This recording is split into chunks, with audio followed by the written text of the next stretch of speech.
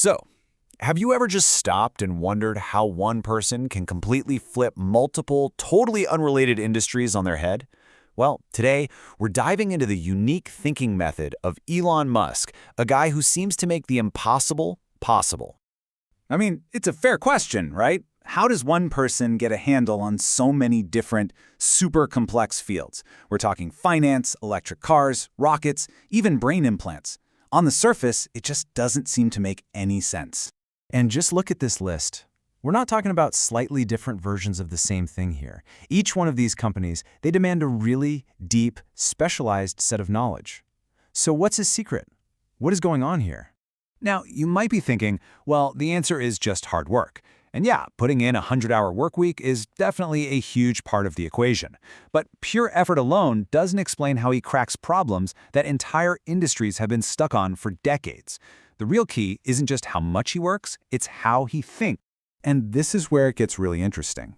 The framework he uses, it's not some new high-tech invention. Nope, it's an ancient way of thinking that goes back more than 2,000 years.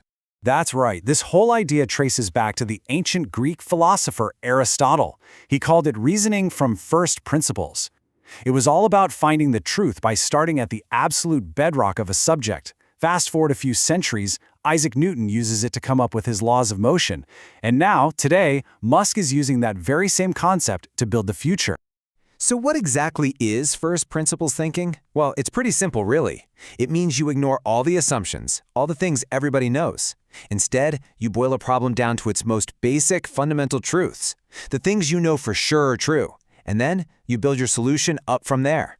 See, most of us, we think by analogy. It's natural. We look at what other people have done, what's already out there, and we try to make it a little bit better. But first principles thinking, it's a totally different game. It doesn't ask, how can we improve this existing thing? It asks, what are the fundamental truths here, and what can we create from scratch based on only those truths? So, how do you actually do this? Well, Musk has kind of boiled it down to a practical, three-step method that turns this old philosophy into a real-world problem-solving machine. It goes like this. Step 1, identify the problem, but also, and this is key, identify your assumptions about it. Step 2, break that problem all the way down to its fundamental principles, the raw truths. And finally, step 3, create a totally new solution from that solid ground up. You know, this quote from Einstein just nails the importance of that first step. Before you even think about finding an answer, you have to get obsessed with the question. You have to deeply understand the problem and question every single thing you think you know about it. Okay, enough with the theory. Let's look at how Musk used this exact method to totally rewrite the rules for two massive industries. Back when Musk was starting Tesla, there was this universal belief, an assumption everyone just accepted. Electric car batteries are crazy expensive, like $600 per kilowatt hour. And that was just the price. Tough luck. Everyone in the industry just treated this as a law of nature. So that was the problem, and the assumption he decided to attack. So by applying first principles, Musk and his team figured out that if you just bought the raw materials yourself, the cost was closer to $80 per kilowatt hour. I mean, look at that difference. That's not a small improvement. That's a completely different reality. So how on earth did they get there? He broke it down. Instead of seeing a battery pack, he asked, what is a battery pack literally made of?